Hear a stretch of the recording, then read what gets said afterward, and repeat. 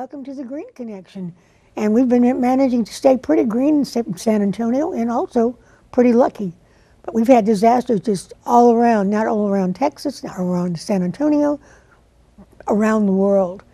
And I got to thinking, San Antonio has always seemed to me to be pretty prepared ahead of time for some of these things.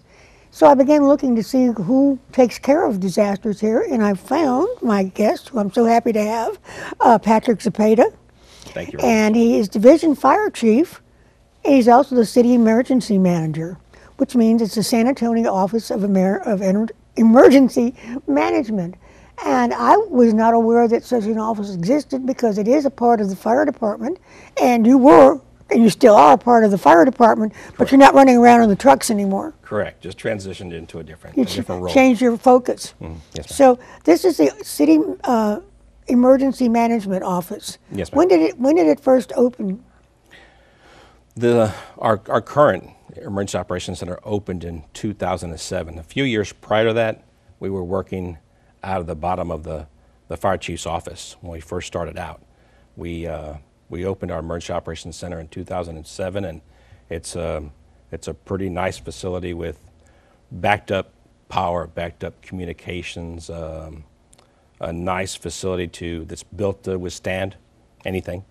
It also houses the 311, and it's a nice location where any level of government, can. What is the location?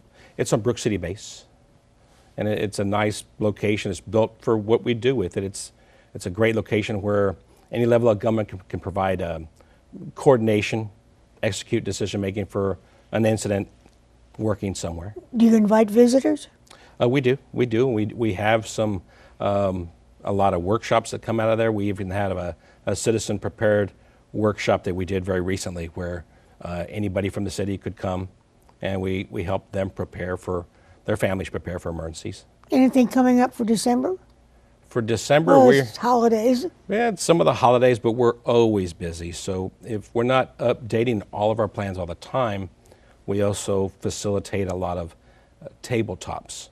Those are exercises to prepare somebody. So we have a lot of events coming up. Our rock and roll marathon coming up in December. We have. So that's part of what you do. So yeah. So when if you talked about our main functions, our mission areas, they would be prevention and mitigation would be the first one. Preparedness would be the second one. The actual response to a disaster and the recovery. And so if we're not actually at an emergency, we're spending some time then at that first one on some mitigation, on some prevention. So that's public education and assessment and that kind of thing. Right. So we're spending some time, educating the public, and we're spending some time on what we call we might be doing some infrastructure, but how we get that is we might be spending some time on it's called HIRA. It's a hazard identification risk assessments. So we get together with our internal partners, whether TCI, Public Works, Public Health, all the players in San Antonio and COSA, and external partners, and we work on identifying critical infrastructure and things that we need to protect. And so we identify two hazards so that you open the show with. So we identify things that might affect San Antonio. We identify storms, what affects our city, storms, flooding. So we do a ranking with each one of those. Is it a high risk, a moderate risk, a low risk? So we'll go through some historical data. So possibly on flooding. San Antonio has a problem with flooding, so that would be a high chance that's going to happen. In some areas we have a problem with flooding. In some areas we do, and so what happens with your HIRA is that you identify your hazards, and you prioritize them, you give them a ranking, and then from there we take that information and we take it over to a mitigation plan that we've identified. So with the mitigation plan, we work on mitigation actions. Those are processes that will address those specific hazards. So if it's flooding, we'll work with TCI, and we identified 130 mitigation actions on our last mitigation plan, and then we had actions to go with each of those 130. And so sometimes it's working with one of your internal partners with TCI and working on it was flooding, working on a drainage, a culvert, working on a bridge to elevate the road so that we won't have any cars get stuck there anymore. So it's addressing a mitigation action for each of the hazards we identified. Sometimes it's an education, a new policy. So On the natural disasters, San Antonio has, looks to me, kept pretty much ahead of the game. I know the flood was it 1921 when it flooded King William? yeah, I And think that's a lot around of the the right houses time. were moved out, and that's when they started putting in some of the dams and some of the water control and some, then it was a 100-year flood plan, and now I think they recently had, with the storms that they've had in surrounding areas, the most recent ones, I think you all had a meeting and it's been raised. So the way the city plans is they plan very well, and They really do. I'm really proud of COSA, of the city of San Antonio, and I think they might be mandated to prepare for this much water, but they prepare for a greater amount. They always go above and beyond. So they prepared for the 100-year flood, and so San Antonio does have a large diameter drainage that goes underneath the city, takes that water away from the downtown area, and of course they have the Almost Dam, and so and I know that through solid waste and through TCI, they also keep all those drainage ditches clean. So that's also a mitigation action. So you know how we might get trash down those green culverts that are for drainage. Well, there might be trash. They mow them through the year. So they actually inspect all those culverts, all those green areas, those ones that are watersheds. They mow those. They take care of them. They maintain them. They take the trash out. Those are also mitigation actions. But they plan for that 100-year flood, and now they're just starting to look at, do we need to look at more?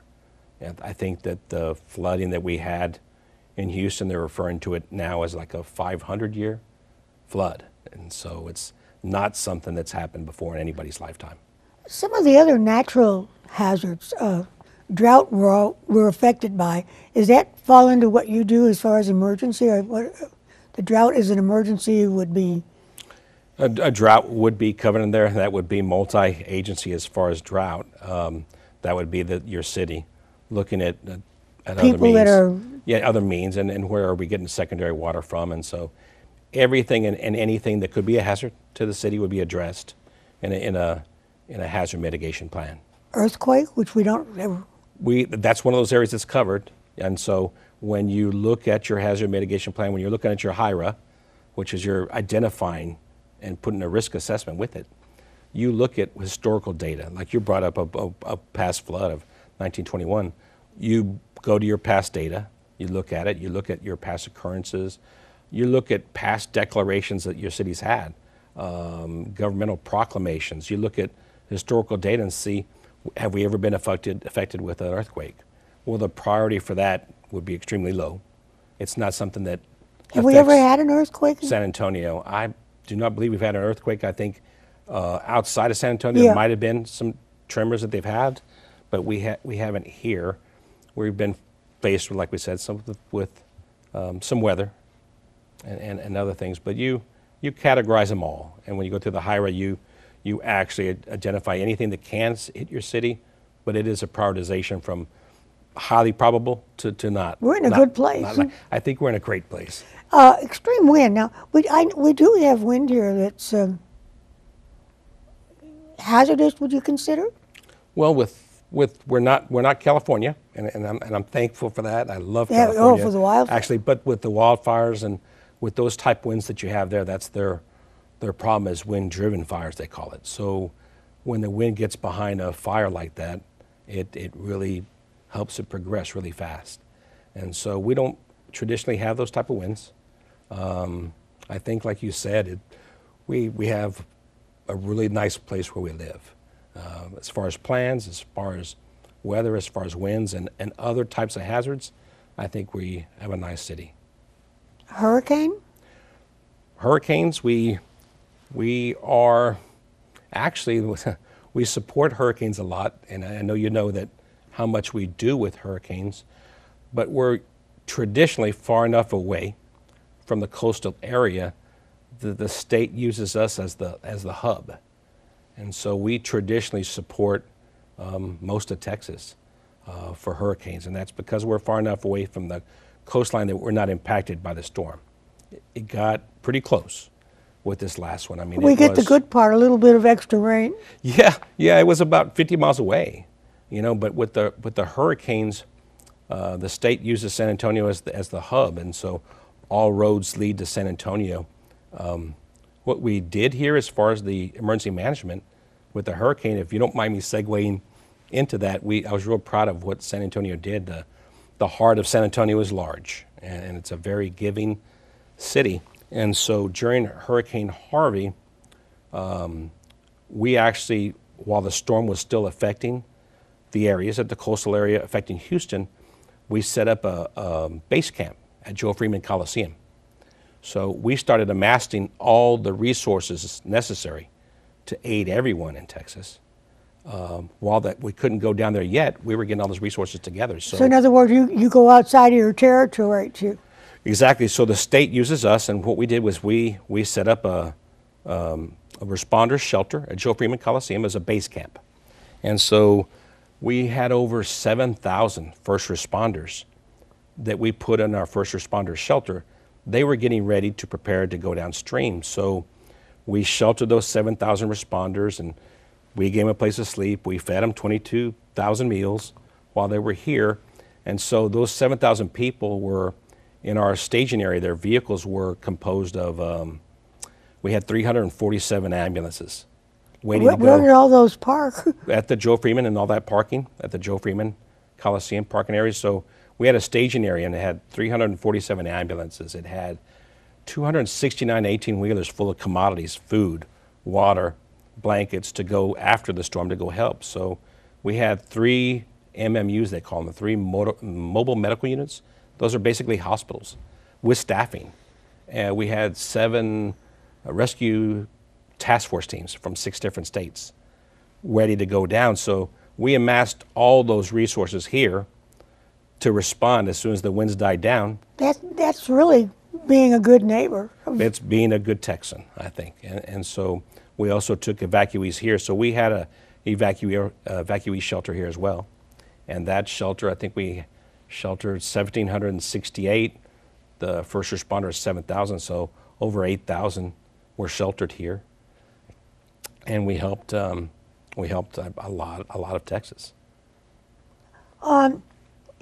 The other natural causes of disaster are the thunderstorms and tornadoes. I don't think we've had any tornadoes here. It's a low priority, but we've had some. So we actually did have some in February of 2017 of this year. And so they're traditionally an EF0 to an EF1 is what we get. And so they're the weakest of them. They caused damage. They did cause a lot of damage. But I mean, thankful that some parts of Texas have a high probability of tornadoes and severe ones. We've had an EF0 to EF1, and we did have one that affected part of San Antonio. And it was just off of the area of the quarry. And so it does happen. And so we place a value on that, and there was a possibility we have them, but traditionally they've been very, very weak in nature. What was the damage in the quarry? I don't know. There was some apartments. There was some assisted living. They lost their roofs. There was a lot of down trees.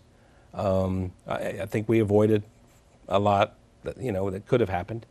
I think the city did well and recovered fast from it, as we always do.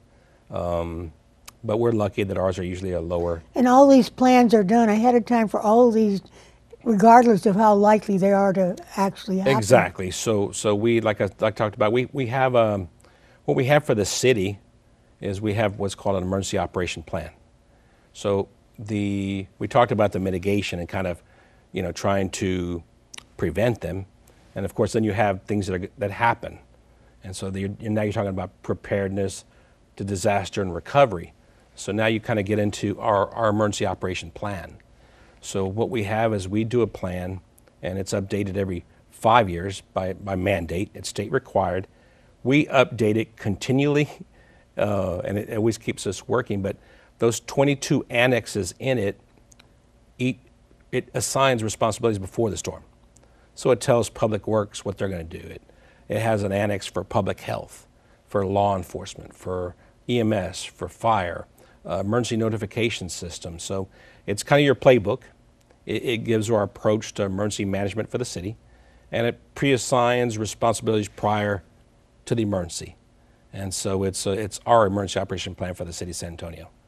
Do you have any printed or digital pieces that explain all this? We do, and I think actually on some of the sites you went to, some of the materials that you printed up, which you can go to our sanantonio.gov or our site on Emergency Operations Center and get our plans and print them up. The other natural, well, it's not exactly sometimes natural, was the fires and wildfires. And you have had some pretty bad ones in the last few months. There's been some. California had a terrible. But I mean, here you had some actually not spreading wildfires, but actually buildings that caught fire. That some structure fires, yes, and we do, and we as far as those, that's a lot of education, and both, prevention and actually preparedness and educating. But those are really hard in your emergency operation plan to prepare for those. But we do have them, but we have a great fire department. Well, you were fire chief for a long time. I'm still I'm still a battalion chief at the city of San Antonio.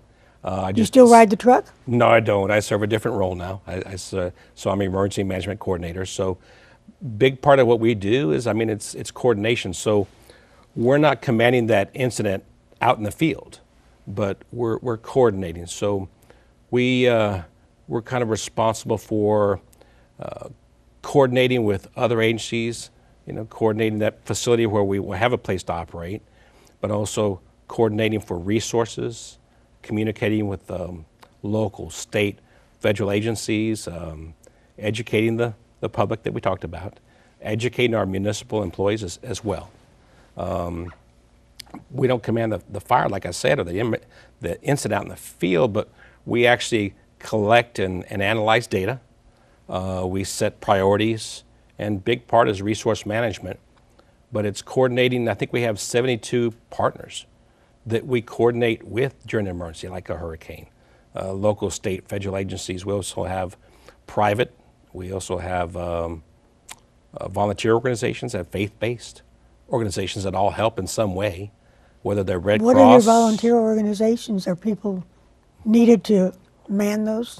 Well, correctly. So on this Hurricane Harvey, when people wanted to help, Red Cross would put on classes to train them on possibly how to help with some sheltering or how to help with some of the volunteer stuff. So Red Cross is typically our VOAD organization, which is a volunteer organization that through the year tries to get a list of people. Use more or less their volunteers. Right, so we use that They've agency, already been VOAD. pre-trained. To pre-train them, to vet that list and have those people on standby for us. So we just interface with so many different agencies and people that we're continually preparing for that emergency through the whole year. Okay, getting human-caused disasters, which we've been having a lot of them. How, and we have the Rock and Roll Marathon coming up, Right. 1st of December.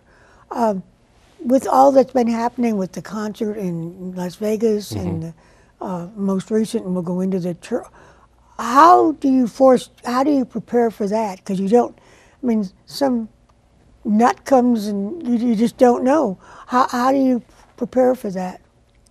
In preparing for that, that's that next phase. We talked about the mitigation prevention, so now we're talking about preparedness. And so in the preparedness, we would have a lot of, we would do exercises, tabletops. That's also our emergency operation plan. So we talked about the mitigation. Our emergency operation plans falls under that preparedness. The exercises, the tabletops. So for Rock and Roll Marathon, for New Year's Eve, for the air show that we just had, we did 3 or 4 different tabletops preparing for that air show. So you start to talk about what could happen. How are we going to address each one of those issues? The tabletops are for your employees or for? No, those are for all the stakeholders involved in something. So when we do one for the air So, show, okay, all your all components. Joint Base San Antonio, the military, Red Cross, any stakeholder in it, in the city of San Antonio, participates in those tabletops. And so I also wanted to talk today a little bit about, if we get a chance, we talked about everything except some of our alerts and the notification systems. I brought a short clip with us to talk about our Alert SA Oh, okay. app, and I would love to show that if y'all have it. Okay. Roll the video. When emergencies strike, the key to staying safe is staying alert. In these situations, receiving the right information from the right people at the right time can literally mean the difference between life and death. For this reason, the City of San Antonio has implemented a new emergency alert notification program, Alert SA. I think there's a lot of people out there who believe that this will never happen to me. And the reality is, that's the furthest thing from the truth. In an emergency situation, one of our priorities is to make sure that we are taking care of the civilians that are in and around an emergency. Getting communication out to them is critical and very time sensitive. Alert SA is another tool for us to provide situational awareness of what's going on in an incident. There are a number of things that Alert SA will notify the public of. Anything from acts of nature to man-made disasters such as chemical spills, acts of terrorism, all those different things the public will be alerted to. It's a critical technology. It's going to be beneficial if we do have an emergency. Along with utilizing San Antonio's 911 landline database for residential and business notifications, Alert SA now allows you to be notified on any mobile device, at work, by text message, or email. To sign up, simply go to alertsa.com and click the Sign Up button located in the center of the page. Next, agree to the terms and conditions presented by clicking the box next to I agree. Then click the Continue button to proceed. Now type your personal information into the spaces provided. Then click the Register button and you're done. If necessary, you can repeat these steps to create as many different accounts as you need in order to receive alerts on multiple devices and email addresses. If the internet is not accessible, you can also register over the phone by calling 311. We've always had traditional methods of mass notification to citizens of San Antonio. Alert SA is an enhancement to that system. One of the advantages of Alert SA is it allows us to customize how we notify you. You can sign up for multiple locations. You can sign up for your home. You can sign up for your school or your children's school so that you'll know if anything is going to happen in any of those locations. That technology is going to help us save lives and be more efficient in managing a large-scale event. In addition to alerting residents when an emergency strikes, Alert SA will also allow those who sign up to provide first responders with the type of critical information needed to better assist them during an emergency. Every citizen that signs up at Alert SA has the advantage that you may have a first responder visit your location if you have a functional need that is addressed in the sign-up form. But it takes that citizen to register with us and give us all the information that we would need as far as knowing what their medical history is, what their problems are, what their limitations are, what their communication challenges are. If there is a functional need in a household, it's imperative that we find that out so that we can send a first responder to that address and ensure that they got the message, or in fact help them get out of harm's way. If we do have a large-scale event, we have the technology basically to look at a whole area that we are working in, and those people that have signed up with alertsa.com, we can pick those houses out. It's critical for any citizen that has the opportunity to sign up for Alert SA. Sign up today at alertsa.com. It's not only easy, it's free, and could someday mean the difference between life and death. Alert SA. When emergencies strike, stay alert and stay safe. Oh, substance abuse. You work with that also? Substance abuse, to an extent. I mean, with substance abuse, there's been some spikes of certain things. So a lot of what we do is coordination. And so depending on what it is, sometimes we we might help an agency that addresses that. We might help them with the tools they need. Maybe through some of there's a lot of grant work that's done sometimes, and so we might be able to help them, assist them in getting some of their tools necessary to fight that. Well, like the Zeta mosquito, Right, and so the infectious disease. public health is part of our group, and so a great example is that recently with public health we had had an exercise with them, a pod exercise that they had, that we went to just watch to see how it operated, but they're one of our annexes to public health, so they did a medication distribution. So mocking if we had a true emergency where they needed to get distribution of medications out to everyone, how would it work? And so they actually had students going through a line, you know, to time how long it would take to get so many thousands of people through that line, processing, filling out the forms to get their medications. You have a big job. It's a big All job, encompassing. You have to have a good memory. but we have a great city. We have a lot of great players in San Antonio, and it's all about that coordination before it, establishing all those relationships before a disaster, and so it's all about that. Well, thank you. I have Patrick Zepeda, who is the city emergency manager and also division fire chief, talking about emergency. I think we need to do another show on this because there are so many things that need coverage and that you need to know about that you can help yourself in the disasters that are coming up. We're running out of time. Thank you for being with the Green Connection. Stay green and be happy. Happy Thanksgiving.